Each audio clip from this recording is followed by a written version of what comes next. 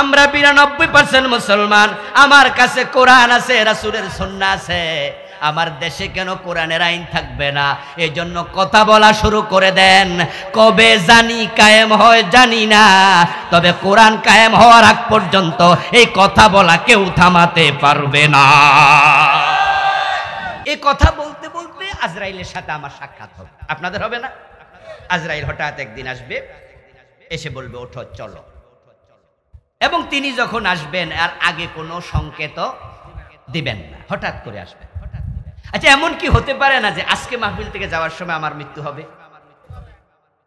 আমি আমার রবের কাছে যখন যাব, আজকে আমার আমলনামায় রেকর্ড হচ্ছে যে আমি আল্লাহর কোরআনের আইনের কথা আজকেও বলেছি। এই দেশে কোরআনের আইন না থাকলেও আমার কোনো লস নাই, আমার রব আমার আমল দেখে বিচার করবে, ঠিক কিনা? মদিনায় তো রাসূলুল্লাহ ইসলামী রাষ্ট্র করছে। আব্দুল্লাহ ইবনে উবাই কি বেহেশত পাইছিল? ওর বাড়ি কোথায়? হ্যাঁ, মাশাআল্লাহ। আব্দুল্লাহ ইবনে উবার বাড়ি কোথায়? মদিনায়। ইসলামী রাষ্ট্র প্রথমে কায়েম হয়েছে কোথায়? কিন্তু আব্দুল্লাহ ইবনে উবাই কি জান্নাত পাইছিনি? কারণ সে তার পক্ষে নাই। আর মা খাদিজার বাড়ি কোথায়? মক্কায়। মারা গেছে কোথায়? মক্কায়। কিন্তু মা খাদিজা কি দোজখে গেছে নাকি? তো ইসলাম তো মক্কায় কায়েম হয়েছে অনেক পরে, মা খাদিজার ইন্তেকালের বহুত পরে। কারণ উনার আমল দেখে আল্লাহ জান্নাত দিয়ে দেয়। আমরা বলতে বলতে আজরাইলের কাছে যেতে চাই, আর এর মাঝে যদি কায়েম হয়ে যায় তাহলে তো আলহামদুলিল্লাহ, ঠিক কিনা? পাইয়াই গেলাম, আসল দায়িত্ব পাইয়া গেলাম। আরে দোস্ত, আমার রাসূল কোরআনের বিজয়ের জন্য এসেছেন। কোরআন অন্ধকার থেকে আলোর পথ দেখাতে এসেছে, আলহামদুলিল্লাহ। আমার রাসূল যখন কোরআন দিয়া সমাজ চালাইছে, তখন সমাজে আর কোনো বেনামাজি পাওয়া যেত না। আচ্ছা, সমাজের সব মানুষ নামাজ পড়ুক, আপনারা এটা চান কিনা? এটা চান? তো চাইলে কোরআন কায়েম না হলে কেমনে হবে? হুজুররা তো 52 বছরে ওয়াজ করছে, 53 বছরের বাংলাদেশে। আসরের টাইমে সালাবাজার গিয়ে দেখবেন আজানের পরে কত % লোক মসজিদে গেছে। টোটাল বাজারে যদি 1000 লোক থাকে তাহলে কতজন গেছে মসজিদে, কতজন যায় নাই? অর্ধেক কত যায় না, বরং 10 ভাগের 1 ভাগও যায় না। বাকি 900 দোকানদারি করতেছে, কেনা বেচা করতেছে। তা আপনি না কিছুক্ষণ আগে বললেন আপনি চান যে সব মানুষ নামাজি হোক। সত্যি যদি চান তাহলে কোরআন বিজয়ের কাজ করেন। কোরআনের আইন হয়ে যাবে সংসদে, আজানের সাথে সাথে দোকান বন্ধ করতেই হবে। এমন আইন ইসলামে আছে না নাই? ইজা নুদিয়া লিস-সালাতি মিন ইয়াউমিল জুমুআতি ফাসআউ ইলা যিকরিল্লাহি ওয়া দারুল বাই। নবীজি মুহাম্মদ সাল্লাল্লাহু আলাইহি ওয়াসাল্লাম বলেছেন, আমার মন চায় আজানের পরে কোনো একজনকে ইমামতির জায়গা দাঁড় করাইয়া দেই, তারপরে কিছু যুবক সঙ্গে নিয়া মানুষের বাড়ি ঘরে যাই, যারা নামাজে আসে নাই তাদের ঘর বাড়িতে আগুন লাগাইয়া দেই। তবে সেখানে নাবালেগ বাচ্চা আছে, মহিলারা আছে, এজন্য আমি আগুন লাগাইলাম না। এই হাদিস দ্বারা বোঝা যায় মসজিদমুখী হওয়া আমাদের জন্য আবশ্যক। বাজারের দোকানগুলো যদি আজানের সাথে সাথে বন্ধের আইন থাকতো, দোকান বন্ধ না করলে পুলিশ থাকবে যারা লাইসেন্স বাতিল করে দেবে, রিপোর্ট করবে। দোকানের লাইসেন্স যদি 2-4টা বাতিল হয়ে যায়, এই খবর অন্য দোকানদাররা পায়, পরের সপ্তাহ সবাই তারের মতো সোজা হয়ে যাবে। ঠেলার নাম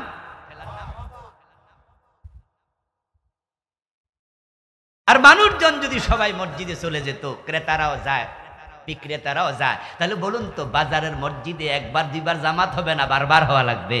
মসজিদ আরো অনেক বড় করা লাগবে, বেনামাজি থাকবে না। তাবলীগের ভাইরা, এই নামাজের জন্য আপনারা কত কষ্ট করলেন। এই দেশে নামাজের দাওয়াত তাবলীগের মতো এত বেশি আর কোন জামাত, কোন দল দেয় না। কিন্তু আমাদের এই ভাইয়েরাও তো 53 বছর দাওয়াত দিল, তার আগ থেকে শুরু করলো। ফজরের টাইমে নামাজি কই? মসজিদ তো খালি। ও দোস্ত, ওয়াজও লাগবে, আইনও লাগবে। এ কোরআন যেমন নসিহতের কিতাব, কোরআন আবার আইনেরও কিতাব। আপনারা আওয়াজ দিয়ে বলবেন যারা বোঝেন, কোরআনের মাঝে নসিহত আছে না নাই?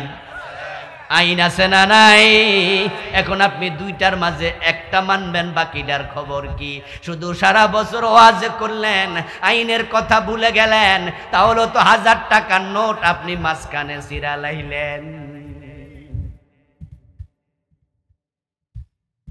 ফজরের নামাজের ফরজ কয় রাকাত? মাশাআল্লাহ, জোরে বলেন কয় রাকাত? আচ্ছা, 1 রাকাত যদি ঠাস হইয়া পড়লেন সূরা ইয়াসিন দিয়া, 15 মিনিট লম্বা, দ্বিতীয় রাকাত না পড়া বাড়ি চলে গেলেন, ওই 1 রাকাতের দাম কত? আল্লাহরে কয়ে দিবেন, আল্লাহ 1 রাকাত তো দারুণ কইরা পড়ছি। আল্লাহ বলবেন, আমি বলেছি 2, অর্ধেকের কোনো দাম। ও দোস্ত, আমরা ইসলামের ব্যাপারে বেকুব ব্যাকল এখানে বুঝি না, অর্ধেক মাইনা জান্নাত চাই। আপনারা কারা চান না দারিদ্রতা বিমোচিত হোক? সবাই আমরা চাই এ গরিব মানুষগুলো 2 মুঠো খেয়ে বেঁচে থাকুক। যারা ভিক্ষা করছে তারা যেন ভিক্ষা না করে, যারা মেয়ে বিয়ে দিতে পারে না টাকার অভাবে, তার মেয়েটার যেন বিয়ে হয়ে যায়, যারা অসুস্থতায় ওষুধ কেনার টাকা নাই, রাষ্ট্র যেন চিকিৎসার ব্যবস্থা নেয়, গরিব মানুষ যেন গরিব না থাকে। এটা আমরা কে না চাই? সবাই চাই। কিন্তু যাকাত ভিত্তিক অর্থ ব্যবস্থা কায়েম করার পক্ষে আপনি আসেন না। যদি দেশটা জাকাত ভিত্তিক চলতো, রাষ্ট্র জাকাত তুলতো, গরিবদেরকে জাকাত দিত, পুরা দেশে দারিদ্রতা বিমোচন করতে 15 বছরও লাগবে না।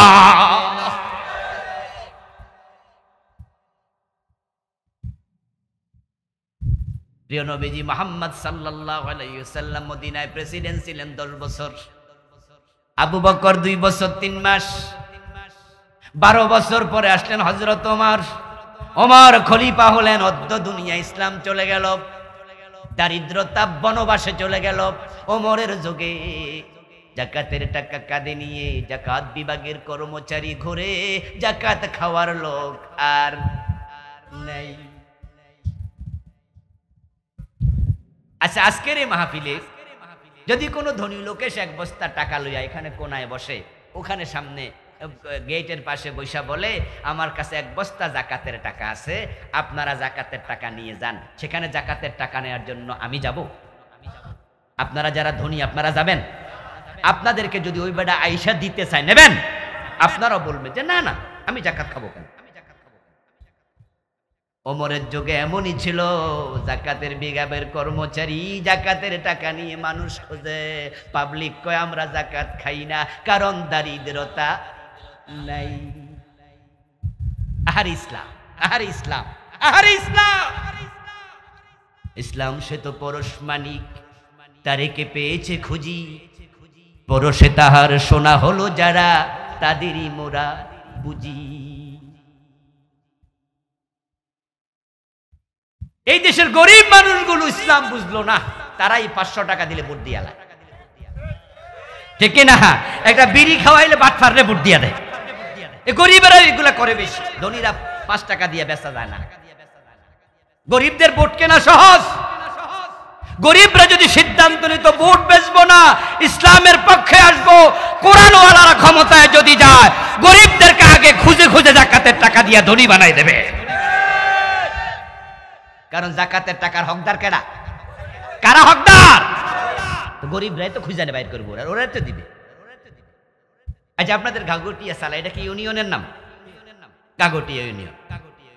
আচ্ছা, এই ইউনিয়নে যদি গরিব খুঁজে বের করা হয় যে মোট 500 গরিব আছে, আর রাষ্ট্র যদি বলে যে এই 500 জনকে ডেকে আনো, মহিলা গরিব হলে তাকে সেলাই মেশিন কিনে দেয়া হয়, সেলাইয়ের প্রশিক্ষণ, অথবা একটা গাই গরু অস্ট্রেলিয়ান 1 লাখ 1.5 লাখ দিয়ে কিনে দেবে, সে দুধ বেচবে।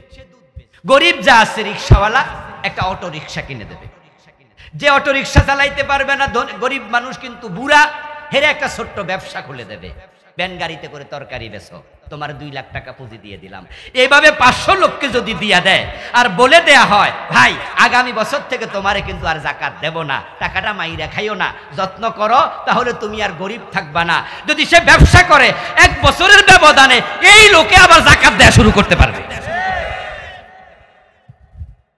এই 500 জনের মাঝে 100 জন বাদ দেন, বাকি 400 জন ধনী হয়ে যাবে, মানে জাকাত খাওয়া লাগবে না। মোটামুটি টুনটুন্ডা ধনী হয়ে যাবে। ইসলাম না আসলে এটা হবে না। কারণ যারা ইসলামের আইন মানে না তারা আমানতদার হয় না, ওরা উল্টা খাইয়া বইয়া থাকবে। এই 53 বছর আমরা এটাই দেখেছি। এখন প্রিয় নবীজি সাল্লাল্লাহু আলাইহি সাল্লাম যেই কারণে দুনিয়া আসলেন দ্বীনের বিজয়, ওই দ্বীনের বিজয়ের কাজ আমাদের করা দরকার আছে কিনা? কোরআন শুধু পড়লে হবে না রে দোস্ত। আরে ভাই কি ওয়াজ করমু, কারে করমু, এখন তো পড়েও না, পড়তেও তো চায়। ছেলে মেয়ে সব ইঞ্জিনিয়ার, ডাক্তার, ইংরেজি স্কুলে পড়ানোর জন্য দৌড়াচ্ছে জানটা দিয়া কিন্ডারগার্টেনে, মক্তবগুলো খালি হয়ে যাচ্ছে। আমাদের সময় আমরা যখন ছোট ছিলাম ভোরবেলা মক্তবে দৌড়াইয়া যেতাম, এখন মাও দৌড়ায়, বাবাও দৌড়ায়, বইয়ের গাঠটি কান্দে লইয়া দৌড়ায় কিন্ডারগার্টেনে। কেজি স্কুল হাফ কেজি আধা কেজির পিছু দৌড়ায়। বাচ্চারা নাচ শিখায়, গান শিখায়, ইংরেজি কথা কইতে পারলে কি যে খুশি, আলিফ বাতাও জানে না। ও মুসলমান, ফেরেশতার কবরের প্রশ্নটা ইংরেজিতে হবে না আরবিতে? জবাব কি ইংরেজিতে দিবেন না আরবিতে? কোরআন হাদিস না পড়লে আরবির গুরুত্ব না দিলে কেমনে হবে? আমি ডাক্তার ইঞ্জিনিয়ার হওয়ার বিপক্ষের লোক নই, কারণ ডাক্তাররা যদি না থাকে আমরা অসুস্থ হইলে কার কাছে যাব? ইঞ্জিনিয়ার যদি না থাকে আমরা বিল্ডিং বানাইতে ডিজাইনটা কার কাছে করব? এই জন্য সমাজে ইঞ্জিনিয়ারও লাগবে, ডাক্তারও লাগবে, প্রফেসরও লাগবে, ইংরেজিওয়ালাও লাগবে, কিন্তু সবার আগে কোরআন থাকবে। কোরআন 1 নাম্বার, বাকিগুলো হবে 2 নাম্বার, ঠিক কিনা? বাল তুসিরুনাল হায়াতাদ দুনিয়া। আল্লাহ তাআলা কোরআন মাজিদে বলে, আমি জানি যে তোমরা দুনিয়া ফাইয়া এটারে প্রাধান্য দিবা, আখিরাত ভুলে যাবে। আলহামদুলিল্লাহ, আল্লাহর কিছু বান্দার আখিরাত বলে নাই। 5টা বাচ্চা, 5টাই আলেম, এমন পরিবারও আছে। আমি এমন পরিবারও চিনি, সন্তান যে কয়জন সবগুলো হাফেজ, সবগুলো মাওলানা। আমার বন্ধু, আপনাদের কাছেও সেই অনুরোধ রাখবো, আপনার একটা সন্তান কমপক্ষে আলেম বানাবেন, একটাকে কমপক্ষে কোরআনওয়ালা বানাবেন, যেন আপনার মৃত্যুর পরে আপনার সন্তান জানাজার নামাজ ইমামতি করতে পারে।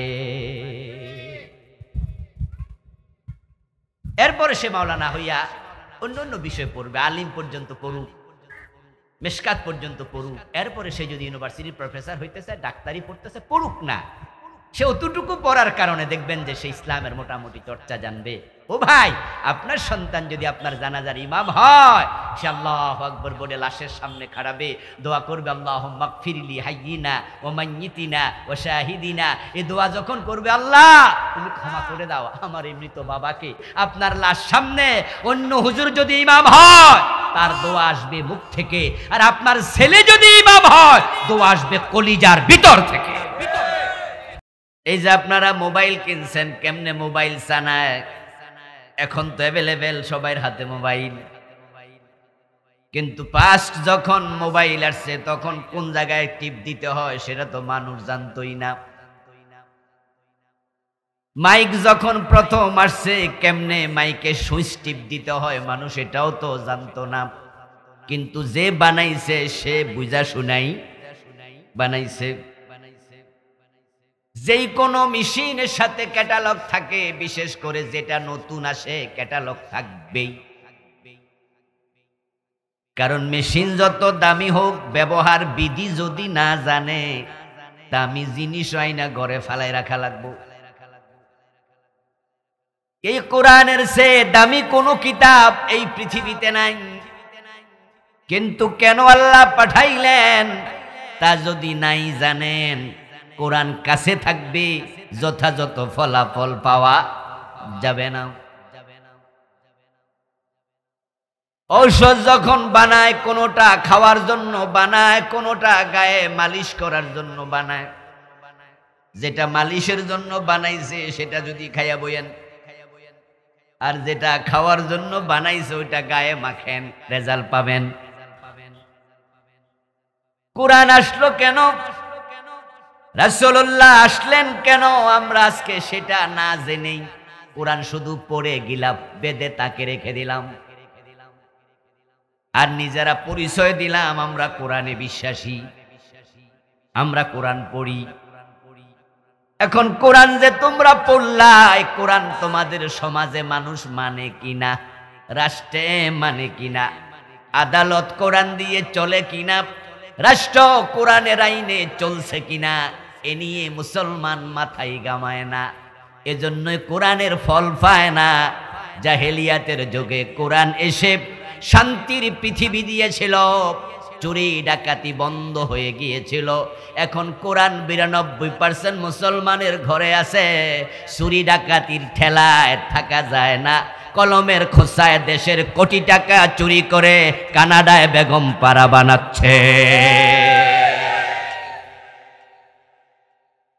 ফিয়ন ৪০০ কোটি টাকার মালিক হয়ে যাচ্ছে। দেশের মানুষ একটা ডিম কিনে খাওয়া লাগে ১৩ টাকা দিয়ে, ১৫ টাকা দিয়ে। ও দোস্ত, এই যে দ্রব্য মূল্যের ঊর্ধ্বগতি ঠেকানো কেন যায় না? আপনারা এখানে যারা আছেন অনেকেই মনে মনে বলবেন, হুজুর অসুবিধা কি, টাকা তো আছে, খরচ করমু। হ্যাঁ দোস্ত, আপনারা যারা মিডল ক্লাস, যারা আপার ক্লাস, মধ্যবিত্ত, উচ্চবিত্ত, ডিম যদি একটা ৩০ টাকা হয়, খরচের টাকা আছে, আপনার সমস্যা নাই। কিন্তু যে মানুষগুলো সমাজে নুন আনতে ফান্তা ফুরায়, আগে রিক্সাওয়ালা সকাল বেলায় ওর বউকে বলতো একটা কাঁচামরিচ দিয়া, একটু পেঁয়াজ দিয়া একটা ডিম ভাজি করে দাও, পান্তা ভাত দিয়া খেয়ে রিক্সা চালাতে যাব। এখন ওই রিক্সাওয়ালাও ভাবে একটা ডিম কিনতে গেলে ১৫ টাকা নাই, করি কি? বাংলাদেশে ধনী মানুষ বেশি না গরিব বেশি? তো আপনার কথা, আপনার চিন্তা গরিবের ব্যাপারে মাথায় কেন নাই? এ গরিবের কথা আপনি কেন ভাবেন না? এই যে কোরআন কায়েমের কথা আমরা বলি, আলহামদুলিল্লাহ, আমরা যেই সামাজিক স্ট্যাটাসে আছি, সরকারি চাকরি করি, তারপরে একটা দুইটা মসজিদে জুমা পড়াই, যদি ওয়াজ নসিহত বন্ধ কইরা দিই, এখানে টাকা পয়সা নাও কামাই, তারপরও তো সংসার খুব ভালো চলবে। কথা বোঝেন নাই? একটা সরকারি চাকরি করি, ২ মসজিদে জুমা পড়াই, তো আমি গরিবের চিন্তা কেন করি? আমি তো না করলেও পারি। আল্লাহ বলছে, কুনতুম খায়রা উম্মাতিন উখরিজাত লিন-নাস, তোমরা দুনিয়ায় সৃষ্টির সেরা জীব, শ্রেষ্ঠ মাখলুক, তোমাদেরকে অন্য মানুষের জন্য বানাইছি। আপনি নিজেকে নিয়ে শুধু ভাববেন, সমাজ নিয়ে ভাবা দরকার আছে না নাই? যদি না ভাবেন, আপনি সৃষ্টির সেরা দাবি করার কোনো অধিকার আপনার নাই। এই কোরআনকে আমরা কাজে লাগালাম না। এই কোরআন কেন আসলো তা অনেকে জানতেও চাইলাম না, যার কারণে আমাদের কাজ হলো সকাল বিকাল পড়ো আর গিলাপে বেঁধে তাকে রাইখা দেও, দায়িত্ব শেষ। আর আপনি বলছেন আপনি মোমেন। এই যে আমার কাছে মোবাইল আছে, এখন এটা যদি সুন্দর করে মুইসা টুইসা একবারে ভালো কইরা গোলাপ জল দিয়া ধুইয়া আমি রাখিয়া দেই, লাভটা হইল কি? এটা যে বেড়া বানাইছে গোলাপ জল দিয়া ধুইয়া মুইসা টুইসা রাখার জন্য বানাইছে। তো আল্লাহ কোরআন পাঠাইলো কেন, নবী পাঠাইলো কেন, এটাই জানলেন না, শুধু নবীর উপর দুরূদ শরীফ পড়া বইয়া রইছেন। এবার বলুন তো, নবী কেন আসলো, কোরআন কেন আসলো, মুসলমানদের জানা দরকার আছে কিনা? এই কথাটা বোঝানোর জন্য ক্যাটালগ মেটালগের উদাহরণ দিলাম। এখন ক্যাটালগটা কে বানাবে? যন্ত্র বানাইছে যে, ক্যাটালগ বানাবে সে। যন্ত্র বানাইছে উনি, ক্যাটালগ দিমু আমি। আমি বুঝি কি বানাইছে তো উনি। এখন যে ইউজার, যে যন্ত্র ব্যবহার করে, সে যদি ক্যাটালগ মতো ব্যবহার না করে, যে বানাইছে এর দোষ। এখন অবস্থাটা দেখেন, যে আল্লাহ কোরআন পাঠাইলেন, রাসূল পাঠাইলেন, তিনি কিন্তু বিস্তারিত বলেছেন, আমি এই জন্য কোরআন পাঠাইছি, এজন্য রাসূল পাঠাইছি। এবং এই কোরআন তোমরা এইভাবে মানবা। আমি রাসূলের মাধ্যমে কিভাবে সমাজে কোরআন প্রয়োগ করা লাগে, নবী মুহাম্মদকে মদিনার প্রেসিডেন্ট বানায়া সমাজে ইসলাম কায়েম করেও দেখাইছি। রাসূলুল্লাহ সাল্লাল্লাহু আলাইহি ওয়াসাল্লাম মদিনা ইসলাম কায়েম করে 10 বছর রাষ্ট্রপ্রধান হইয়া কেমনে কোরআনের আইন মানা লাগে তিনি দেখাইছেন, দেখেন নাই? উনার পরে আবু বকর, ওমর, ওসমান, আলী রাদিয়াল্লাহু তাআলা আনহুম সাইর খলিফা, উনারা কোরআন হাদিস কেমনে মানা লাগে দেখাইছে। কিন্তু 53 বছরের বাংলাদেশে সে কোরআন মাইনা আপনারা দেশ কয়দিন চালাইছেন? তো কি শুনলেন আর কি করলেন? কি ভাবছেন হাসরের দিন আল্লাহ বেহেশত আপনারা ধাক্কায় দিয়ে দেবে? বেহেশত এত সোজা। আরে আপনি তো ঈমানদারই না, আপনি তো ঈমানই বুঝেন না।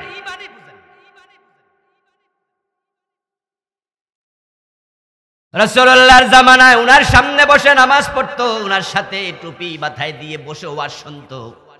মাঝে মাঝে কিছু যুদ্ধের মাঠেও গেছে, যেমন গাজওয়ায়ে বনি মুস্তালিক নামক যুদ্ধে আব্দুল্লাহ ইবনে উবাই মুনাফিকদের নেতা, সেও সশরীরে গেছিল।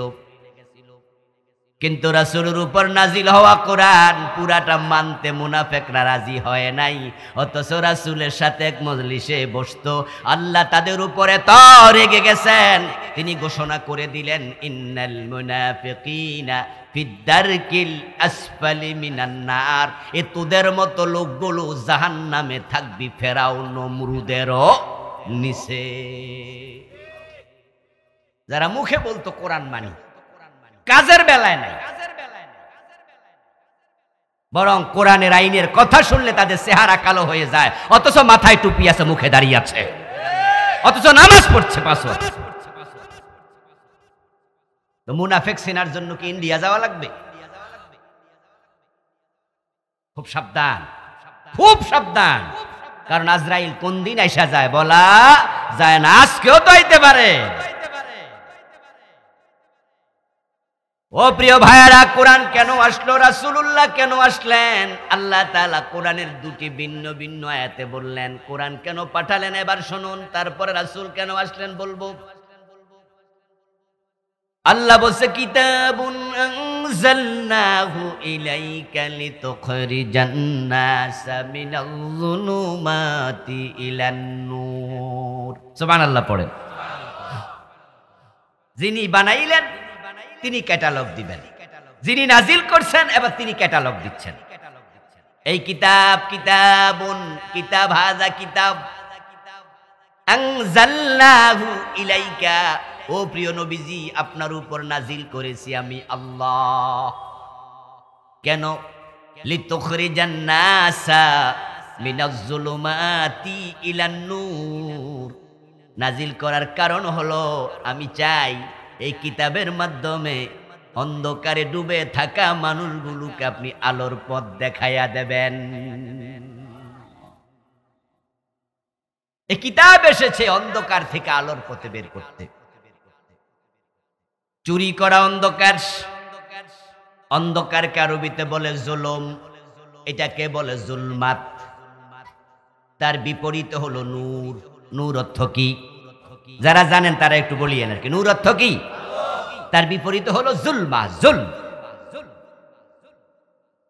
লিতুখরিজান নাসা মিনাজ যুলুমাত, যুলমাতুনের বহু বচন। আমার বরাবর আপনি মানুষকে অন্ধকার সমূহ থেকে বের করে আপনি আলোর পথে নিয়ে আসবেন। আমি অন্ধকার থেকে বের করার জন্য কোরআন নাজিল করেছি, পয়রা পয়রা তাকে রাখার জন্য নাজিল করি নাই। সুদ খাওয়া হারাম, এটা নিষিদ্ধ, এই কথাটা কোরআনে আছে না নাই? আহাল্লাল্লাহুল বাইআ ওয়া হাররামার রিবা। আল্লাহ হালাল করেছেন ব্যবসা, হারাম করেছেন সুদ। আপনি সকালবেলায় কোরআন তেলাওয়াত করলেন এই আয়াত, আহাল্লাল্লাহুল বাইআ ওয়া হাররামার রিবা। পয়রা টয়রা কোরআনের চুমু খাইয়া তাকে রাখছেন। সকাল 10টা বাজে সুদে টাকা লাগাইছেন। তো পড়লেন কি আর করলেন কি? এই দেশে যারা কোরআন পড়ে, মসজিদে গিয়ে রমজান মাসে খতম তারাবিও পড়ে, এরা সুদ খায় না, সবাই আল্লাহর ওলি, ঠিক না? না সুদের আগে আছে? আসেনি কিছু লোক কোরআন শরীফও শোনে, কোরআনও ভরে, আবার সুদে টাকাও লাগায়। তো ক্যাটালগে যেটা আছে ইউজ করে না, রাইখা দেয়। আবার সে মনে মনে ভাবে বেহেশত ঠেকায় কে? ভাইরা আপনারাও বসে যান না, বসে গেলে সুন্দর লাগবে। এই দুরু ভলেন্টিয়াররা আপনারা থাকেন, অন্যদেরকে ধরে ধরে আস্তে আস্তে বসাই দেন। মাশাআল্লাহ, এটা সুন্দর লাগতেছে। জুলুমাত মানে অন্ধকার, জুলুমাতুন বহু বচন। জুলুম শব্দের আরেকটি অর্থ হলো অন্যায়, অত্যাচার। এবার বলুন তো, যদি কেউ কারো মাল চুরি করে, কাজটা কি ন্যায় না অন্যায়? তো চুরি করা কি জুলুম নয়? এখন কোরআন আসছে চুরি বন্ধ করার জন্য, চুরি থেকে মানুষকে বিরত রাখতে। আলোর পথ দেখাও, যারা চুরি করবে তাদেরকে বলবে চুরি করো না, আল্লাহ চুরি করতে মানা করছে। মদ পান করা জুলুম, ঘুষ খাওয়া জুলুম। ঘুষ তো কত বড় জুলুম, তার ব্যাপকতা কত, তার প্রভাব কত সুদূর প্রসারী। যারা অফিস আদালতে যায় তারা বোঝে কত ধানে কত চাল। থানায় যাবেন, মনে হবে অবস্থা এমন যেন থানার মাটি পর্যন্ত ঘুষ চায়। যদি মাটি কথা কইতে পারত, তাহলে টেবিল চেয়ার মাটি বিল্ডিং এর ইট এরাও কইতো আমারও কিছু দিয়া দাও। থানায় ঘুষ খায় না এমন অফিসার 100-র মাঝে একজন থাকতে পারে, তাও সন্দেহ। 1000-এর মাঝে 2-1 এটা শুননা খুশি হয়েছে, অন্যরা কজাক আমরারে কইছে না। যেখানে দলিল লেখে সাব রেজিস্ট্রি অফিস, ওখানে ঘুষ আছে না নাই? কাগজ তুলতে যাইয়া টের পাইবেন। জমিন আপনার, কাগজ আপনার বৈধ সব, ওই কাগজটা হারায়া গেছে, বাড়িতে আগুন লাগা পুড়া গেছে, হয় না? অথবা কোনো কারণে হারাই গেছে, কাগজটা তুলতে আপনি গেছেন।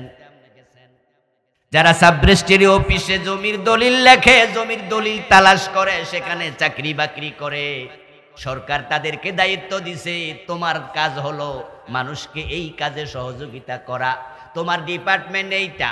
এখানে খারিজ হারায় গেলে তুমি যেই জায়গায় মূল নথি আছে সেখান থেকে ফটোকপি করে তাকে হেল্প করবা। এজন্য সরকার চাকরি দিছে না? এর কাছে যাইয়া কইবেন যে ভাই এই জমিটা, এই কাগজটা আমার, খারিজটা একটু তুলে দেন। দেখবেন আপনারে মনে হয় চিনেই না। কি কইতাছেন মনে বেড়া দেন দা হনে নাই। এবার আপনি একটু মুস্কি হাসি দিয়া যদি কোন ভাই যান একটু, এবার কব কোন তাড়াতাড়ি কোন। আপনি বললেন যে খারিজ, তারপরে এবার এমন ভাবে বুঝাবে যে এই কাজ তার জন্য সরকার দায়িত্বই দেয় না, এটা অন্য কাজ। আস্তে করে ঘুরাইয়া পেরাইয়া বুঝাতে চাইবে আগে কিছু দেন তারপরে হবে। আমার দোস্ত 200-500 টাকা না দিলে কাগজটা বের করবে না।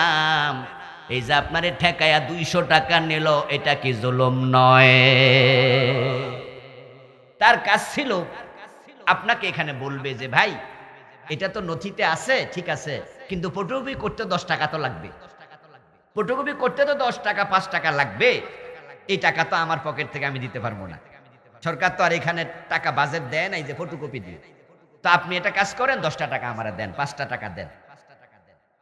অতটুকু নিতে পারত, কিন্তু সে 200-500 না দিলে দেবে না। থানায় গেলে ঘোষ, হাসপাতালে গেলে ঘোষ, অফিসে গেলে ঘোষ, সব জায়গায় মানুষ যেন ঘোষ খাওয়ার জন্য বসে আছে। এই যে এখানে একটা হাই স্কুল, কামারগাঁও উচ্চ বিদ্যালয়, এখানকার টিচাররা অবসরে যায়। অবসরে যাওয়ার পরে সরকার তাদের জন্য অবসর ভাতা দেবে, তাদের জন্য সরকারি কিছু সুযোগ সুবিধা আছে। এখন সে 10 লাখ 20 লাখ 50 লাখ টাকা সরকার তার জন্য রেখেছে, কিন্তু অফিসে গেলে টের পায় ঘোষ কাকে বলে। গত কয়েকদিন আগে, 4-5 দিন আগে এক হাই স্কুলের হেডমাস্টার সাহেব উনার ঘরে খাওয়াচ্ছিলেন, তো খাবার দিতে দিতে বলতেছে যে হুজুর আমি ওই কথা উঠছে আর কি, টাকা পাইছি কিনা একজন জিজ্ঞাসা করতেছে। তো আমি তখন বললাম যে স্যার আপনি কবে রিটায়ারমেন্টে গেলেন? বলো 3 বছর। 3 বছর কিছু পাইছেননি? কয় 1 টাকাও পাইনি। 1 টাকাও পাইলেন না, কবে পাবেন? সেটাও জানি না, তবে একজন 1.5 লাখ টাকা চাইছে, কইছে 1.5 লাখ দিলে তাহলে 6 মাসের ভিতরে পাবেন। তা আমি বললাম আপনি কি বললেন? আমি বলেছি 1 টাকাও দিব না, প্রয়োজন 2 বছর পরে। আমি বলছি কামের কাম করছেন। এই ঘোষ দেওয়ার কারণে তাদের জিহ্বা লম্বা হয়ে যায়, ঠিক কিনা? এটা ভালো কাজ করছেন স্যার। আচ্ছা এবার বলুন তো, এই লোকটার যদি ক্যান্সার হতো, এই লোকটার ছেলের যদি অপারেশন লাগতো, তার বউ যদি হাসপাতালে থাকতো, তখন তার তো 30 লাখ 20 লাখ টাকা সরকার দিয়া রাখছে, অফিসার সিগনেচার দিলে তো পেয়ে যেত। 1.5 লাখ টাকা দিলে 6 মাসে পাওয়া যাবে, এটাই তো প্রমাণ করে 6 মাসে পাওয়ার সুযোগ। আন্তরিকতা নাই।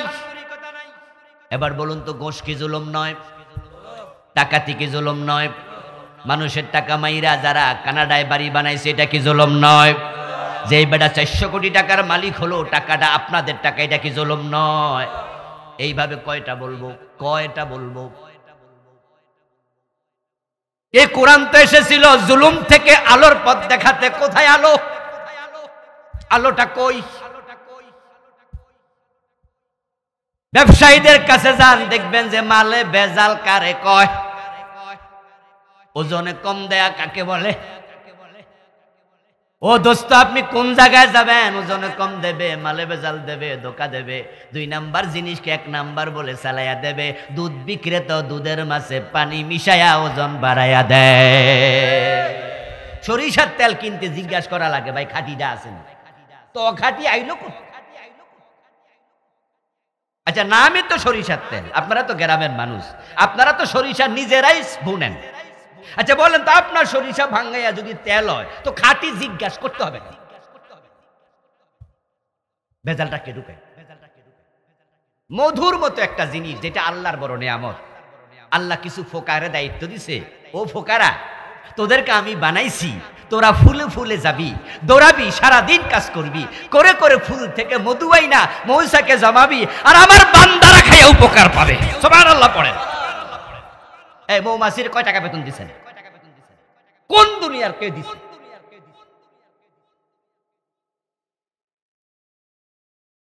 যারা মৌমাছির চাষ করে তারা কয় টাকা বেতন দিছে মৌমাছির? আচ্ছা খাবার দিছি, কি দিস? কিছু দিছে? ও বেটা মাগনা কাজ করতে। এইভাবে ফুলে যেতে হবে, মধু আনতে হবে, মৌসাকে জমাতে হবে। এই সিস্টেমটা তারে শিখাইছে কে? আল্লাহকে আমি বানাইছি তোমরা লাগিয়া। এই মৌমাছিগুলো কত কষ্ট কইরা মধু সংগ্রহ কইরা মৌসাকে জমা করলো, আর আমরা কিনতে গেলে জিজ্ঞাসা করি ভাই খাঁটি মধুটা আসেনি, এটার অখাঁটি বানাইলো কে? ও দোস্ত জুলুম আজকে এমন পর্যায়ে গেছে, দেখবেন আপনি আপেল কিনেন, আপনি আঙ্গুর কিনবেন, আমের মৌসুমে আম কিনবেন, গাছের আম পাকা, ওটা গাছ থেকে পারবেন সংগ্রহ করবেন, তারপরে না খাইয়া যদি টেবিলে রেখে দেন, 3 দিন 4 দিন পরে দেখবেন পচা ধরছে, পাকনা আম পচে যাচ্ছে। কিন্তু বাজার থেকে আম কিনা, আপেল কিনা, আঙ্গুর কিনা 15 দিন রাখবেন, পচার কোনো খবর নাই। বলেছি, এটা বলেছি, বসে। আচ্ছা আপনারা যারা আছেন যে ঢুকে যাবেন, ফাঁকে ফাঁকে ঢুকে যায়। জি আমার বন্ধু কি বলতেছিলাম জানি? আঙ্গুর পচে না, আপেল পচে না, কারণটা কি? ও দোস্ত কোন কারণে এটা হয়? কারণ হলো তারা আঙ্গুরের মাঝে এমন প্রিজারভেটিভ মিশায়, যে প্রিজারভেটিভ বানাইছিল ডাক্তারেরা যেন লাশ না ফসে। মানে বানাইছে কি লাইগা ব্যবহার করে। মাঝে মাঝে ডাক্তারেরা প্রয়োজনে লাশ 1 মাস 2 মাসও রাখা লাগে হিমাগারে, মিশিয়ে দিলে লাশ পচবে না। এটা খাওয়ার জিনিস না, এটা লাশ যেন না পচে সেজন্য বানাইছে। আর কিছু অসাধু লোক লস দেবে না, লস যেন না হয়, মিশিয়ে দাও প্রিজারভেটিভ। এটা খাইয়া ক্যান্সার হবে, এটা খাইয়া কিডনি ড্যামেজ হবে, এটার কারণে হয়ে যাবে ডায়াবেটিক। ঘরে ঘরে ডায়াবেটিক না, কোথেকে আসলে রোগ? কিডনি ড্যামেজ হয় কেন? যেই ওষুধ বেটা তুই মিশাইলি খাবারে, ওইটা খেয়ে যদি আমাদের ক্যান্সার হয়, তুই তো হত্যা মামলার আসামি হওয়া উচিত, ঠিক কিনা? হত্যা মামলার আসামি হওয়া উচিত। হ্যাঁ, দুনিয়া হত্যা মামলার আসামি হয়তো কেউ বানাবে না, কারণ আমাদের দেশ তো সেদিকে যাচ্ছে না, কিন্তু আখেরাতে আল্লাহ কি ছেড়ে দেবে? এ কোরআন আমি পাঠাইছি যেন মানুষকে অন্ধকার থেকে আলোর পথ দেখানো হয়। রাসূলুল্লাহ সাল্লাল্লাহু আলাইহি ওয়াসাল্লামের উপর কোরআন নাজিল হলো। এই কোরআন নিয়ে তিনি এবার মানুষের বাড়িতে গেলেন। আবু বকর বললেন আমি মানতে রাজি, ফারুক আজম ওমর বলেন আমিও রাজি, উসমান বলে আমি রাজি, আলী বলে আমি রাজি, খাদিজা বলে আমি রাজি, যায়েদ বলে আমি রাজি রাদিয়াল্লাহু তাআলা আনহুম। ১৬ লক্ষ সাহাবী দাঁড়ায়া গেলেন। তারা বলেন কোরআনে যা আছে আমরা সব মানতে রাজি। যখন পুরা জাতি রাজি হয়ে গেল, মক্কা বিজয় হলো, মদিনা বিজয় হলো, পুরা অঞ্চলে এমন শান্তি আসলো, সেখানে আর কোনো জুলুম নাই। কোরআন নাজিলের যুগের নাম আমরা দিয়েছি আইয়ামে জাহিলিয়া। অথচ প্রিয় নবীজি ইন্তেকালের আগে বলছেন খায়রুল কুরুনি করনি। এই যুগ, যে যুগের কথা আমি বলছি তোমরা জাহিলিয়া বলো, আমি নবী মুহাম্মদ ঘোষণা দিলাম এখন আর জাহিলিয়াত নাই। আমি নবীর যুগ দুনিয়ার সর্বশ্রেষ্ঠ যুগ। এর মাঝেও কিছু খারাপ মানুষ থাকে। রাসূলুল্লাহর যুগে সব মানুষ ভালো ছিল না, সেখানে কিছু মুনাফিক ছিল, ইহুদি ছিল, খ্রিস্টান ছিল, আবার মুসলমানের মাঝেও ২-৪ জন অপরাধী লোক ছিল। যেমন একজন মহিলা এর মাঝে চুরি করে ফেলেছে। আমরা যতই ভালো মানুষ হই না কেন, আমাদের সাথে একটা দুষ্ট শয়তান আছে না নাই? রাসূলুল্লাহ সাল্লাল্লাহু আলাইহি ওয়াসাল্লাম বলেছেন এমন কোন মানুষ নাই যার সাথে দুষ্ট শয়তান নাই। শয়তান সবার সাথে আছে। ইভেন রাসূল বলে আমি নবী মুহাম্মদ, আমার সাথেও একটা শয়তান আছে। তবে ফাইন্নাহু আসলামা বি, আমার সাথে যে শয়তান আছে সে আমার কাছে মুসলমান হয়ে গেছে। সে আমার কথা শোনে, সে আমারে ধোঁকা দেয় না, ধোঁকা দিতে চায় না। আচ্ছা, রাসূলের শয়তান যিনি সাথে আছে ও বেটা ভালো হইয়া গেছে। আচ্ছা, আমরার সাথে যে শয়তান আছে হে ভালো হইছে? সাহাবায়ে কেরামের সাথে কি শয়তান ছিল না? তাই দেখা গেছে মাঝে মাঝে কিছু অপরাধ তাদের থেকেও প্রকাশ হয়ে গেল। ওই মহিলা সাহাবী চুরি করলো, এবার আল্লাহর নবী বলছেন এই কোরআনের মাঝে আছে। কোরআন আল্লাহ নাজিল করছে কেন? মানার জন্য, আমল করার জন্য।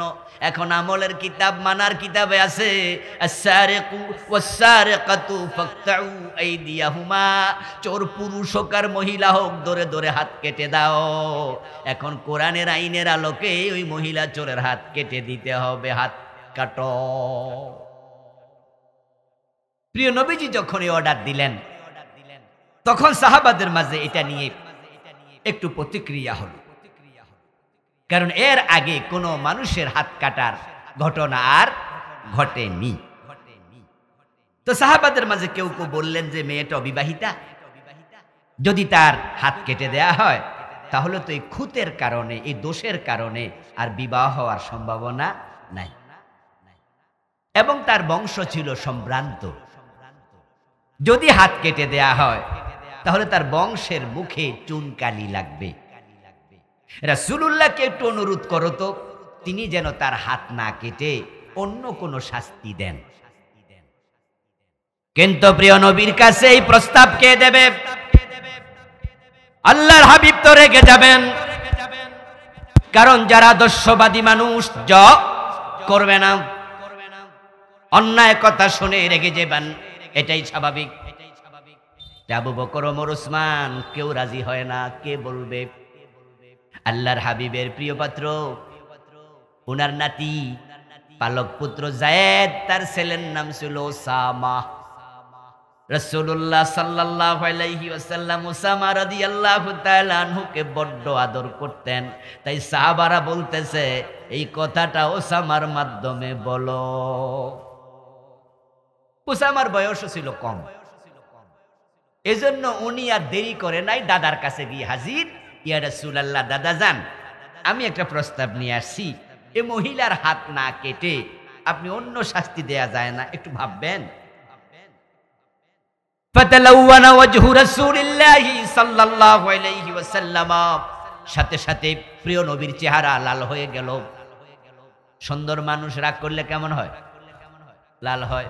আর যারা কালো মানুষ আরো কালো হয়। এজন্য যারা কালা আছেন কোনোদিন রাগ করবেন না কিন্তু। সুন্দর মানুষ রেগে গেলে লাল হয়ে যায়, প্রিয় নবীর চেহারা লাল হয়ে গেল। রাসূল যখন রেগে যেতেন আনারের দানা যেমন লাল, হাদিসে পাওয়া যায় প্রিয় নবীর চেহারা এরকম লাল হয়ে যেত। সুন্দর মানুষ আরো লাল হয়ে। ফাকামা খাতিবান, আল্লাহর হাবিব সাল্লাল্লাহু আলাইহি ওয়াসাল্লাম খতিব হয়ে দাঁড়ায় গেলেন, অর্থাৎ তিনি বক্তৃতা দিলেন। এই ওসামা, তোমার কে পাঠাইছে তাদেরকে ডাকো। আর রাসূল জানতেন এ ছোট্ট ওসামা এত বুদ্ধিমানের পরামর্শ দেয়ার কথা না। আবু বকর, ওমর, ওসমান সবাই হাজির হয়ে গেল। আল্লাহর হাবিব সাল্লাল্লাহু আলাইহি ওয়াসাল্লাম বললেন, শোনো, অতীতের অসংখ্য উম্মতকে আল্লাহ ধ্বংস করে দিয়েছে তাদের বিচারের দ্বিচারিতার কারণে। তারা গরিব পাইলে শক্ত করে ধরতো, ধনী ফেলে ছেড়ে দিত। আমি নবী মুহাম্মদ, আমার আদর্শ ভিন্ন, আল্লাহর কথার বাহিরে আমি যাব না। লাওয়ান্না ফাতেমাতা বিনতা মুহাম্মাদিন সারাকাত, ওই মহিলা নয়, যদি আমার মেয়ে ফাতেমা চুরি করত, আমি নবী মুহাম্মদ ফাতেমাকে রেহাই দেব না, তার হাতও কেটেই দেব। সুতরাং তোমাদেরকে আমি বলছি, এই মেয়েটার হাত কেটে দাও। কথা নাই, হাত কেটে দেয়া হলো। 53 বছরের বাংলাদেশে চোর ধরে হাত কাটার ইতিহাস একদিনও নাই, আমরা একদিনও কাটি নাই। এই 53 বছর যারা আইন মন্ত্রণালয় চালায়, রাষ্ট্রের মূল চাবিকাঠি না রে, সবগুলাকে আখেরাতে আল্লাহর আদালতে আসামি হওয়া লাগবে। আওয়াজ বাড়াই দাও।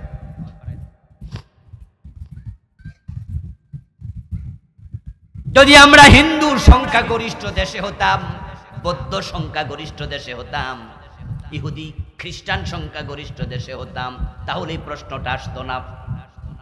কিন্তু আমাদের দেশে 100-র মাঝে 92 জন মুসলমান।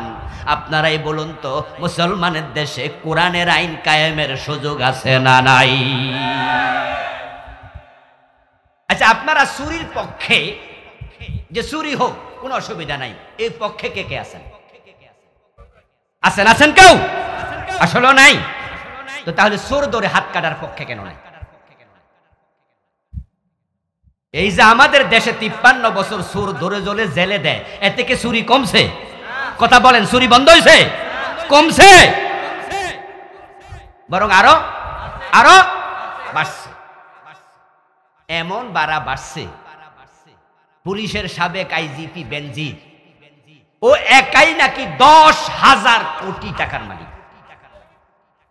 আপনি ভাবতে পারেন? আমার আমেরিকার এক সফরে, আপনার একটা শহর আছে বাফেলো, ওই নায়াগ্রা জলপ্রপাত আছে না, ইতিহাসের বইতে বা ভূগোলে তো পড়ছেন। ওই নায়াগ্রা যেই অঙ্গরাজ্যে, সে অঙ্গরাজ্যের নাম বাফেলো। তো বাফেলো মাহফিল করতে গেলাম। ওখানে এক ভাইয়ের বাসায় দুপুর বেলায় লাঞ্চের আয়োজন করলো। চমৎকার এক বাড়ি উনার সিলেটে। তা আমি খেতে খেতে জিজ্ঞাসা করছিলাম, খেতে বসে, ভাইজান আপনার পেশা কি, এদেশে কি করেন, দারুণ বাড়ি কিনে ফেললেন। বললো যে হুজুর এখন টুকটাক ব্যবসা করি। গত কয়েক বছর আমাদের পুলিশের আইজিপি বেনজির সাহেবের এই দেশে উনার ব্যবসা বাণিজ্য চালাইছে। তো আমি জিজ্ঞাসা করলাম যে উনি চাকরি করে বাংলাদেশে, ব্যবসা আমেরিকায়, কি ব্যবসা? কয় না, অন্য ব্যবসা না, উনি টাকা ফাটায় আর আমি বাড়ি কিনি। কথা বুঝেন? আমি বললাম টাকা পাঠায় কিভাবে? ভাই আমার কান বলছে, আমার কান সাক্ষী, আমি শুনলাম, কানে শুনে বলছি, কোনো মিডিয়া বুড়িয়া নাই, ডাইরেক্ট খাইতে বসে বসে গল্প করি। বললো হুজুর টাকা পাঠায় মায়ানমার দিয়া, ইন্ডিয়া দিয়া, অন্য অন্য দেশ দিয়া হুন্ডিতে টাকা আসে। এই টাকা পাঠাইছে কে? যেন কোনো ডকুমেন্ট না পায়। ব্যাংকে পাঠাইলে তো বুঝা যায় বোমক পাঠাইছে। ওই টাকা হাত হতে হতে হতে আমার পর্যন্ত আসে। আসলে আমি এবার উনি যেভাবে বলে এই দেশে টাকাগুলো আমি বাড়ি কিনি উনার নামে বা উনার আত্মীয় স্বজনের নামে। এরপর আমি বললাম কেমন টাকা পাঠায়? বললো হুজুর প্রতি সপ্তাহে লাখ লাখ টাকা। একরকম না, কোন সপ্তাহে বেশি, কোন সপ্তাহে কম। আমার দোস্ত, এই বেনজির আহমদের মাসে বেতন কত? যারা 1 ক্লাস জব করে সচিবালয়, যারা সচিব, তাদের বেতন 1 লাখের সামান্য বেশি। তাহলে সে তো সচিবও নয়, তার বেতন 1 লাখ 1.5 লাখ, এর চেয়ে বেশি না। তো মাসে লাখ লাখ কোটি কোটি টাকা, 10,000 কোটি যদি হয়, টাকাগুলা কার? নিশ্চয়ই দেশের ব্যবসায়ীদেরকে, সাধারণ মানুষকে পুলিশি ভয় দেখায়া জিম্মি করে তাদের থেকে আদায় করেছে।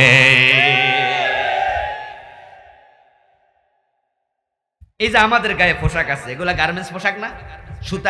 সুতা দিয়ে কাপড় বানায়। এই গার্মেন্টস শিল্পের যে মালিক, হাজার হাজার কোটি টাকার ব্যবসা তাদের, লাখ লাখ টাকার ব্যবসা এক একদিন। একটার কাছে এই এদিকে আসো, অফিসে ডাইকে আনছে, এনে বললো যে তোমার গার্মেন্টস কয়টা? বললো আমার 5টা। এত গার্মেন্টস চালাও মিয়া, তুমি কোটি কোটি টাকার মালিক, আমরা পুলিশ, আমরা কিছু পামু না? না পাইলে কিন্তু তোমার এই ফেসে পালাম, ওই মামলা দিমু, ওই করমু, তুমি টাকা দাও। কেমনে কারে ফেসে ফালান লাগিয়ে আপনারাও বোঝেন। ফালাইলো ধরেন তার থেকে 1 কোটি টাকা নিল। আচ্ছা 1 কোটি টাকা গার্মেন্টস ব্যবসায়ী টাকাটা তোলা লাগবে না? ও বেটা ওই টাকা তুলতে গিয়া কাপড়ের সুতার দাম বাড়াইয়া দিল। কথা বুঝছেন? এখন এই কাপড় কিনতে যায় আমি টাকা বেশি দেয়া লাগলো, আলটিমেট এই টাকা জনগণের কান্দে পড়ল।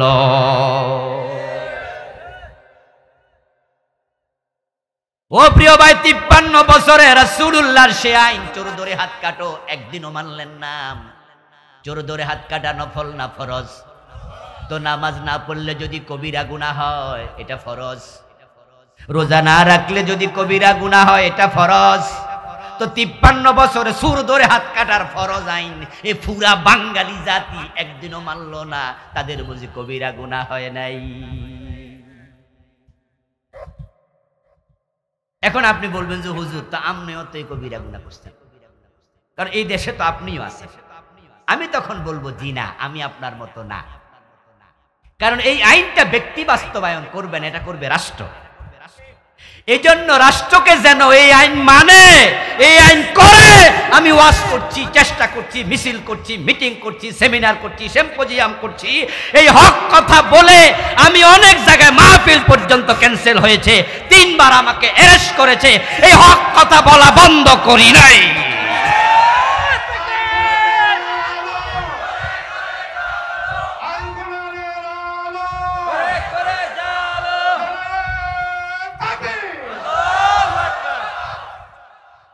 অ্যারেস্ট হয়েছি, কথা বলা বন্ধ করি না।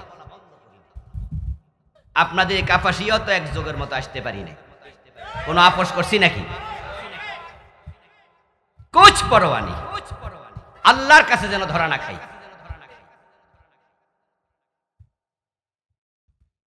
আমার দোস্ত, হক কথা না বলে যদি আপনি চুপ করে থাকেন, তাহলে বোবা শয়তান হওয়া লাগবে।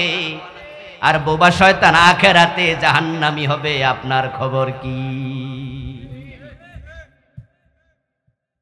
আমি আল্লাহ তাআলার কাছে বলবো, রব তোমার রাসূলের আইন বাংলাদেশে ছিল না, কিন্তু আমি আবুল কালাম আজাদ এই আইনের পক্ষে ছিলাম, তার বিপরীতে কখনো ছিলাম না, চুপও থাকি নাই।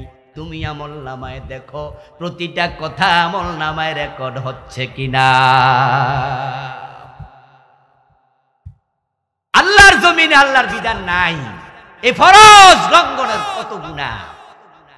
কোরআনে আরেক আয়াতে দেখেন আল্লাহ কি বলেন, ওয়ামান লাম ইয়াহকুম বিমা আনজালাল্লাহু ফাউলাইকা হুমুল কাফিরুন। কোরআনের আয়াত বলেছেন কে? মাশাআল্লাহ, কে বলেছেন? হ্যাঁ, আমার তো মুখ, কথা তো আমার না, কথা হলো বাংলা অর্থ কি?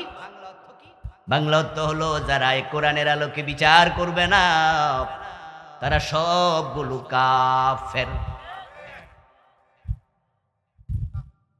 তা আপনি বলবেন যে হুজুর তো নামাজ কালাম যে পড়ি, তো কাফের কেমন হইলাম? না, কোরআনের আইনে বিচার করি না, দেশ চালাই না, কিন্তু নামাজ তো পড়ি, তো কাফের হইলাম কেমনে? এবার আল্লাহর জবাব শুনুন। আল্লাহ তাআলা আরেক আয়াতে কথারও জবাব দিয়েছেন। কারণ মানুষ বেশি চালাক না আল্লাহ বেশি চালাক? এজন্য কিছু তিনি বাদ রাখেন নাই, সব বলে দিয়েছেন। উনার সাথে চালাকি চলবে। আল্লাহ বলছেন ইয়াকুলুনা নুমিনু বিবাদিন ওয়া নাকফুরু বিবাদিন ইউরিদুনা আন ইয়াত্তাখিযু বাইনা যালিকা সাবিলা উলাইকা হুমুল কাফিরুনা হাক্কা। সুবহানাল্লাহ পড়েন। আল্লাহ বলে তারা বলে কিছু মানি, তবে সব মানতে পারি না। তারা মাঝামাঝি রাস্তা খোঁজে, একবারে মানি নাও বলে না, সব মানবো এটাও বলে না। আল্লাহ বলছে এই চিন্তা যারা লালন করো উলাইকা হুমুল কাফিরুনা হাক্কা, তোরা অরিজিনাল কাফের। কি কঠিন কথা, হাক্কা, তোরা যে কাফের কোন সন্দেহ নাই। আল্লাহ আমি তোদেরকে কাফের তালিকা নাম লিখে, অধিক্কা চলবে না, অধিক্কা চলবে। বাংলাদেশে যে নোটগুলো আমরা ব্যবহার করি, সবচেয়ে দামি নোটটা কত টাকার নোট? 1000 টাকা। সালা বাজার রওনা দিচ্ছেন মাগরিবের পরে, আপনার বউ পাঠাইছে, বউ বলছে যে কারেন্ট মাঝে মাঝে চলে যায়, একটা মোমবাতি কিনে আনেন তো, বাজারের পাশে আপনার বাড়ি। তো মোমবাতি কেনার জন্য বাজারে যাবেন, মোমবাতির দাম 5 টাকা বা 10 টাকা, কিন্তু আপনি ক্যাশ খুইলা ডয়ার খুইলা দেখেন যে 1000 টাকার একটা নোট আছে, কোনো বাংতি টাকা। এখন মনে মনে ভাবতেছেন যে আমি বুড়া মানুষ, 1000 টাকার নোট লইয়া বাজারে যামু, এই টাকা যদি হারাই মারা যায় তাও তো সমস্যা, আবার যদি পকেট মাইরে নেয় তা আরেক সমস্যা।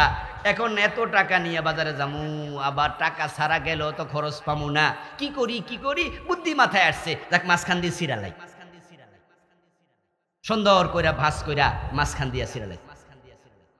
সিরা মনে মনে ভাবতেছেন যা যদি হারাইয়াও যায় 500 তো বাঁচলো, অর্ধেকটা বাড়িতে রাইখা বাকি অর্ধেকটা বাজারে গেছেন।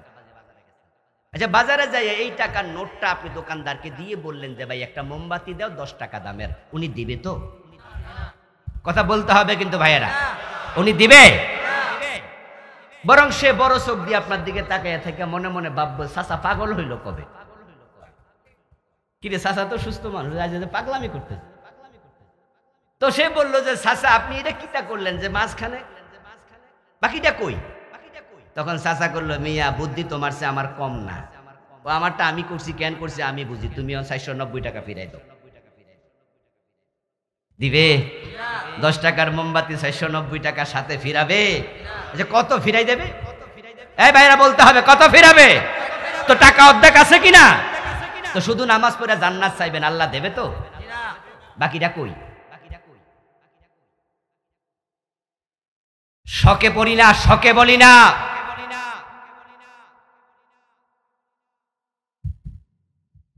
এই কথাগুলো শকে বলি না।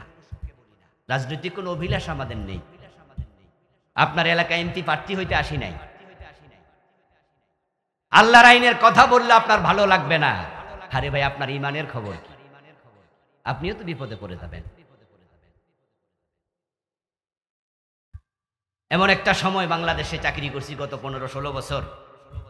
আমি যে মাদ্রাসায় পড়াই ঢাকার ফার্ম গেটে, ওইটা চালায় সরাসরি স্বরাষ্ট্রমন্ত্রী সাবেক আসাদুজ্জামান খান কামাল। এই যে আমি সারা দেশে ওয়াজডি করি, রিপোর্ট যায় না। এনএসআই কার কাছে? ডিএসবি কার অধীনে? ডিজিএফআই কার অধীনে? সরকারি সব গোয়েন্দা কার অধীনে? তো আমি যে সারা দেশে ওয়াজ করি, এগুলো কইয়া বেড়াই, বেড়ারা হনে না। চাকরি খাইতে কয় মিনিট লাগে? আচ্ছা, সরকারি চাকরির আমার মায়া নাই। আমার বেতন তো এখন 50,000 টাকার বেশি সরকার দেয় মাসে মাস। তো 50,000 টাকা দামের একটা চাকরি পাইতে কি কষ্ট এই দেশে?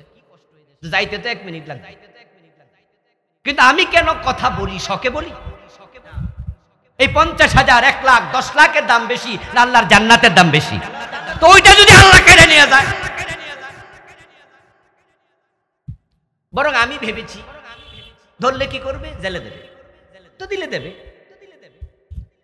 কারণ জেলখানাতেও দাওয়াত দেওয়ার জায়গা আছে না? তো এখানে দাওয়াত দি মাঠে, ওখানে দাওয়াত দি মুসুরের কাছে, ডাকাতের কাছে। মাহফিলে তো পাবলিক, আর ওখানে তো চোর ডাকাত নাকিটা। জেলখানায় আছে আসামি, দাগি দাগি আসামি, যদি সেখানে দেয় ওখানে আমি সরাসরি কোরআন শরীফ পড়াইতে পারবো, ঠিক না? সকাল বিকাল কাছে পাবো, বুঝে কোরআন শরীফ শিখাবো। জেলে দিলে দেবে। চাকরি চলে গেলে কি রিজিক বন্ধ হয়ে যাবে? চাকরির মালিক কি সরকার? রিজিক কি সরকার দেয় না আল্লাহ দেয়? আমার চাকরি কি সরকারে দিছে? না, আমার আল্লাহ দিছে, এটা উসিলা ছিল সরকার। আপনারা যারা সরকারি চাকরি করেন, চাকরি সরকার দেয় নাকি? না, চাকরি আল্লাহ দেয়। যদি সরকারে চাকরি দিত তাহলে সবাই চাকরি পাইতো, সবাই পায়নি। চেষ্টা করে 1000, চাকরি পায় 100, তো বাকি 900 তো পায় নাই। সরকারে দিলে তো সবাই দিয়ে দিত। আমার দোস্ত, আপনাদেরকে আদর্শ উজ্জীবিত করছি, আপনারা আমার চিন্তাটা একটু ভাববেন। আমরা 92% মুসলমান, আমার কাছে কোরআন আছে, রাসূলের সুন্নাহ আছে। আমার দেশে কেন কোরআনের আইন থাকবে না? এই জন্য কথা বলা শুরু করে দেন। কবে জানি কায়েম হয় জানি না, তবে কোরআন কায়েম হওয়ার আগ পর্যন্ত এই কথা বলা কেউ থামাতে পারবে না।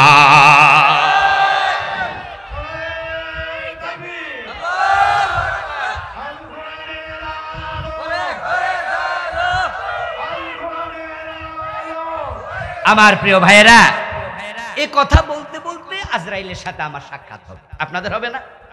আজরাইল হঠাৎ একদিন আসবে, এসে বলবে ওঠো চলো। এবং তিনি যখন আসবেন আর আগে কোনো সংকেত দিবেন না, হঠাৎ করে আসবেন। আচ্ছা, এমন কি হতে পারে না যে আজকে মাহফিল থেকে যাওয়ার সময় আমার মৃত্যু হবে? আমি আমার রবের কাছে যখন যাব, আজকে আমার আমলনামায় রেকর্ড হচ্ছে যে আমি আল্লাহর কোরআনের আইনের কথা আজকেও বলেছি। এই দেশে কোরআনের আইন না থাকলেও আমার কোনো লস নাই, আমার রব আমার আমল দেখে বিচার করবে, ঠিক কিনা? মদিনায় তো রাসূলুল্লাহ ইসলামী রাষ্ট্র করছে। আব্দুল্লাহ ইবনে উবাই কি বেহেশত পাইছিল? ওর বাড়ি কোথায়? হ্যাঁ, মাশাআল্লাহ। আব্দুল্লাহ ইবনে উবার বাড়ি কোথায়? মদিনায়। ইসলামী রাষ্ট্র প্রথমে কায়েম হয়েছে কোথায়? কিন্তু আব্দুল্লাহ ইবনে উবাই কি জান্নাত পাইছিনি? কারণ সে তার পক্ষে নাই। আর মা খাদিজার বাড়ি কোথায়? মক্কায়। মারা গেছে কোথায়? মক্কায়। কিন্তু মা খাদিজা কি দোজখে গেছে নাকি? তো ইসলাম তো মক্কায় কায়েম হয়েছে অনেক পরে, মা খাদিজার ইন্তেকালের বহুত পরে। কারণ উনার আমল দেখে আল্লাহ জান্নাত দিয়ে দেয়। আমরা বলতে বলতে আজরাইলের কাছে যেতে চাই, আর এর মাঝে যদি কায়েম হয়ে যায় তাহলে তো আলহামদুলিল্লাহ, ঠিক কিনা? পাইয়াই গেলাম, আসলটাই তো পাইয়া গেলাম।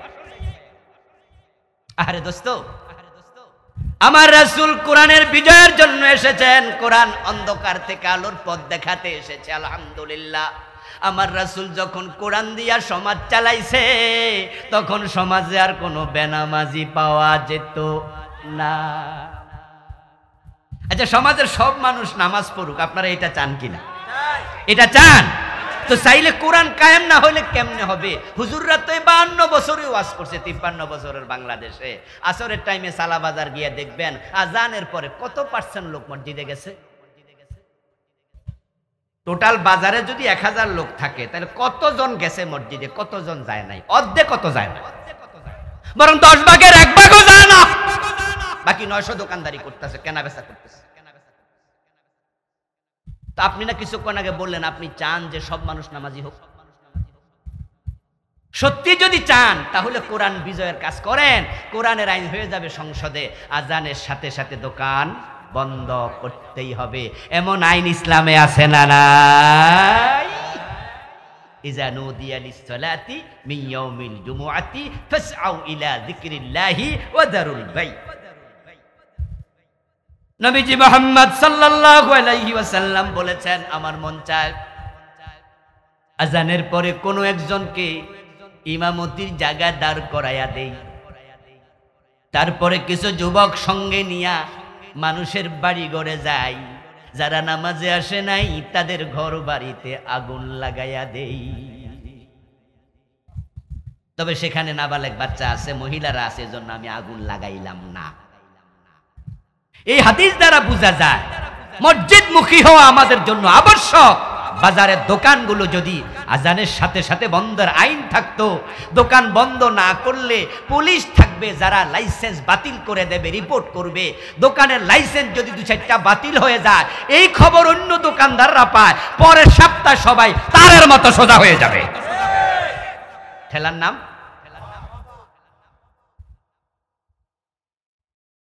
আর মানুষজন যদি সবাই মসজিদে চলে যেত, ক্রেতারাও যায় বিক্রেতারাও যায়, তাহলে বলুন তো বাজারের মসজিদে একবার 2বার জামাত হবে না, বারবার হওয়া লাগবে?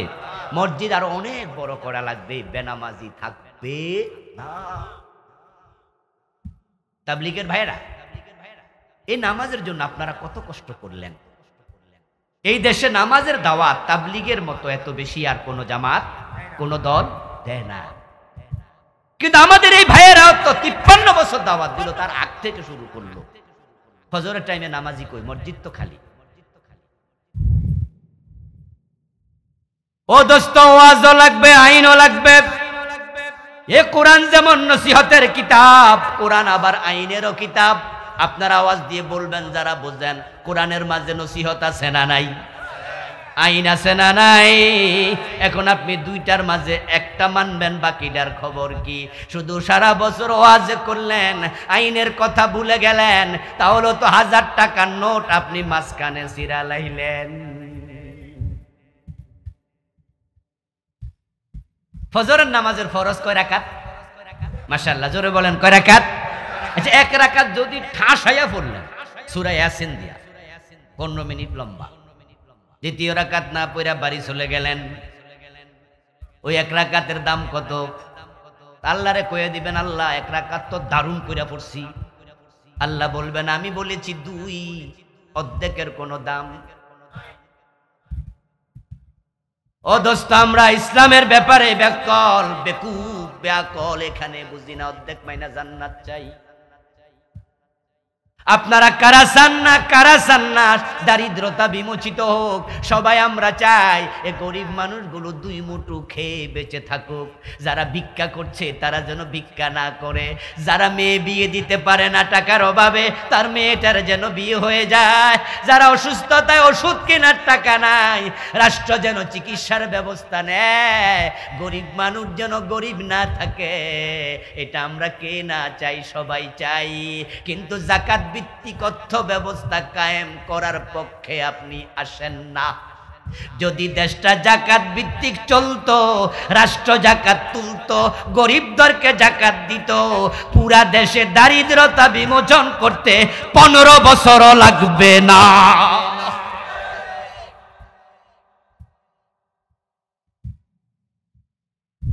প্রিয় নবীজি মুহাম্মদ সাল্লাল্লাহু আলাইহি ওয়াসাল্লাম মদিনায় প্রেসিডেন্ট ছিলেন 10 বছর। আবু বকর 2 বছর 3 মাস। 12 বছর পরে আসলেন হযরত ওমর। ওমর খলিফা হলেন, অর্ধ দুনিয়া ইসলাম চলে গেল, দারিদ্রতা বনবাসে চলে গেল। ওমরের যুগে জাকাতের টাকা কাঁধে নিয়ে জাকাত বিভাগের কর্মচারী ঘুরে, জাকাত খাওয়ার লোক আর নাই।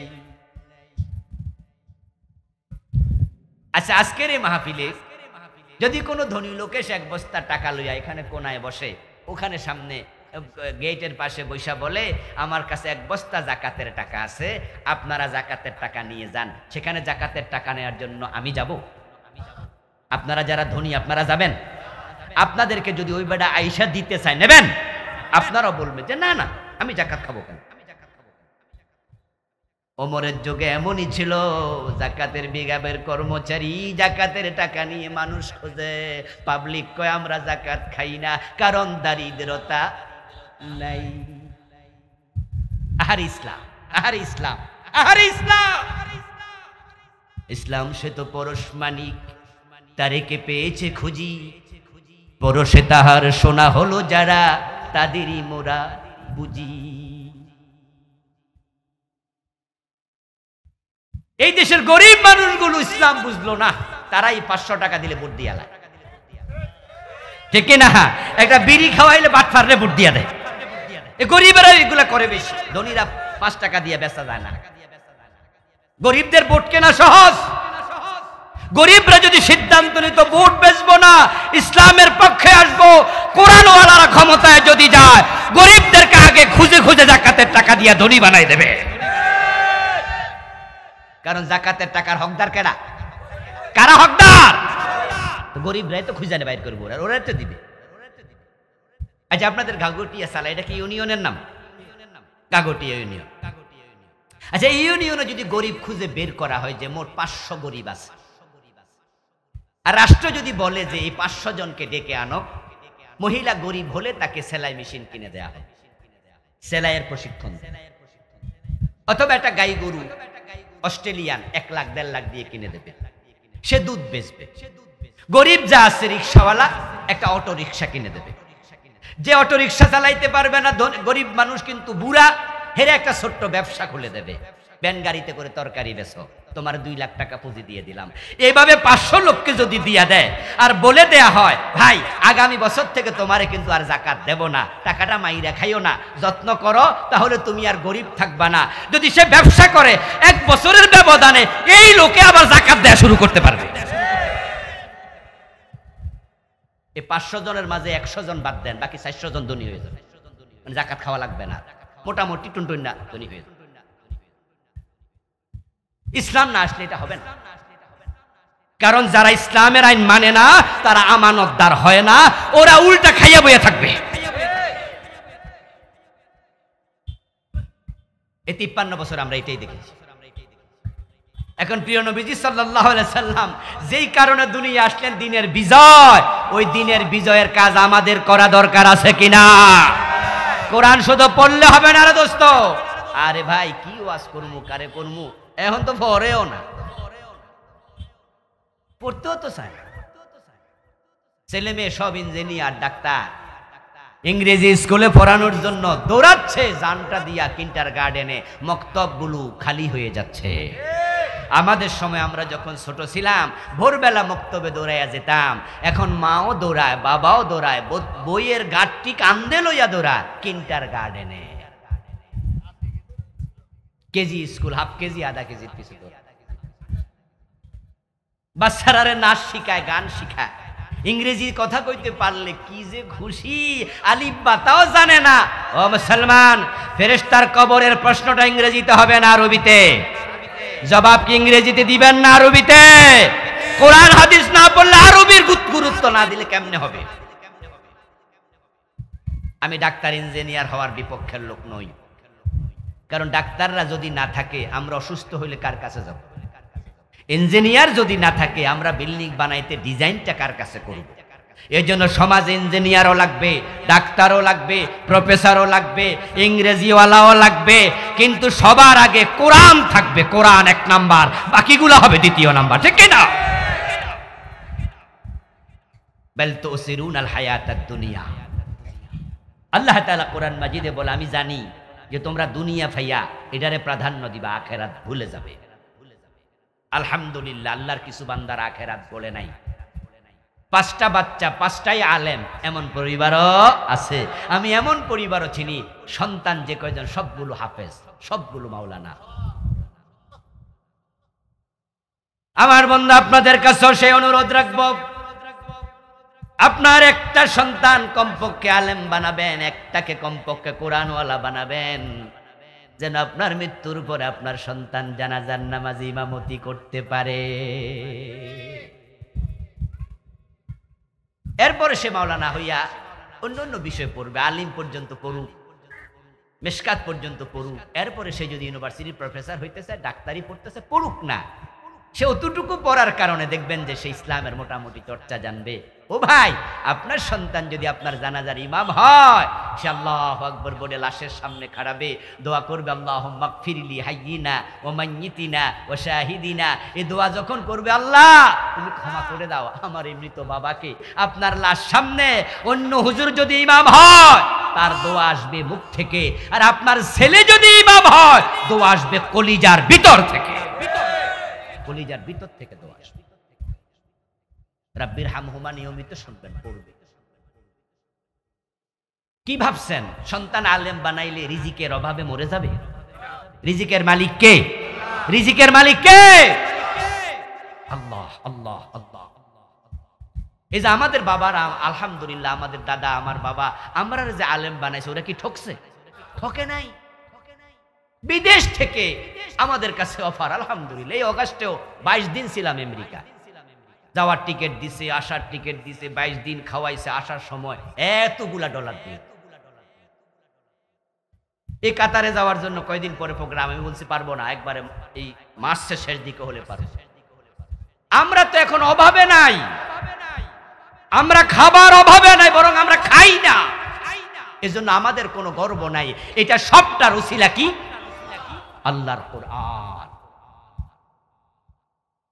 আপনি দেখবেন বারাকা কাকে বলে, আপনার মসজিদের ইমামের দিকে তাকাবেন, বেতন পায় 5,000 10,000, কিন্তু গায়ের জামাটা দেখবেন পরিপাটি। তার সন্তান দেখবেন সবগুলো ভদ্র হয়েছে। কোন ইমামের ছেলে গাঁজাখোর হয় না, বাটপার সিটার হয় না। কোরআনের সাথে বরকত আল্লাহ দিয়ে দেয়। আর 1000 কোটি টাকার মালিক আছে, পোলাপান কথা শোনে না, মেয়ে ড্যান্স ক্লাবে নাচে, ছেলে যায় গাঁজা খাইয়া শুয়ে থাকে, শান্তি নাই। ট্যাবলেট না খাইলে রাতে ঘুমেও ধরে না।